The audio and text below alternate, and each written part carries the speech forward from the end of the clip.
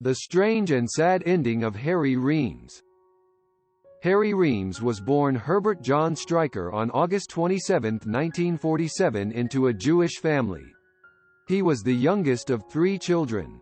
His father Don Stryker worked as a salesman before becoming a bookmaker. His mother, Rose, was a model. Harry's father later entered the printing industry and was wealthy enough to move the family to Westchester, New York. In 1965, at age 18, he went to the University of Pittsburgh to become a dentist. However, he later enlisted in the United States Marine Corps, from which he received an honorable discharge following hardship leave. In 1967, he moved to East Village in Manhattan where his brother and roommate were gaining experience as actors. His early acting career were principally in off-Broadway theater for La Mama Experimental Theater Club, New York Theater Ensemble and National Shakespeare Company. Stryker was chosen by filmmaker Eduardo Simano to do a hardcore scene in a film called The Deviates, which had been released previously as a softcore film.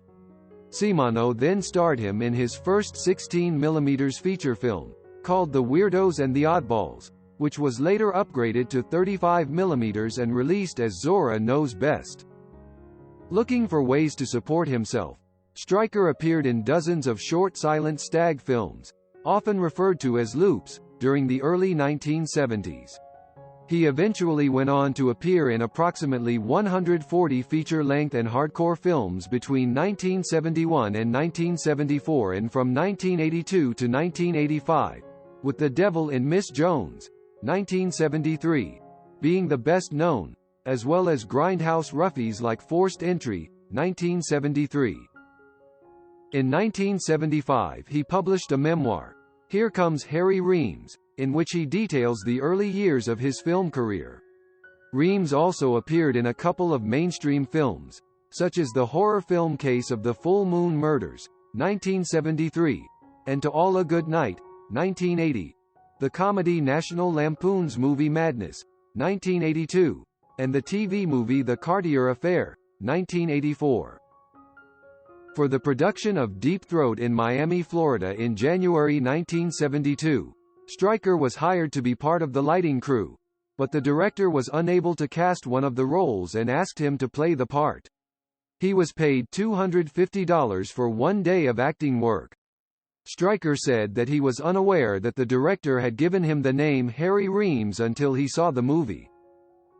Reems' appearance in Deep Throat led to his arrest by FBI agents in New York City in July 1974 and his indictment in Memphis, Tennessee, in June 1975 on federal charges of conspiracy to distribute obscenity across state lines. Reems called it forum shopping. He was convicted in April 1976 with 11 other individuals and 4 corporations.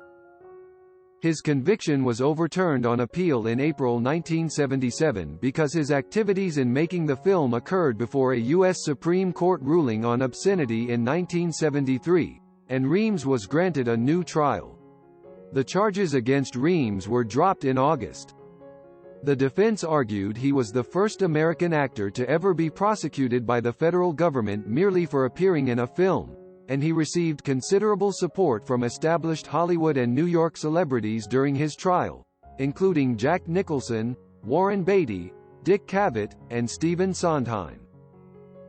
Reems was cast in the 1978 musical film Grease as Coach Calhoun, but out of fear that his notoriety would jeopardize the film's box office in the southern United States, he was replaced by Sid Caesar.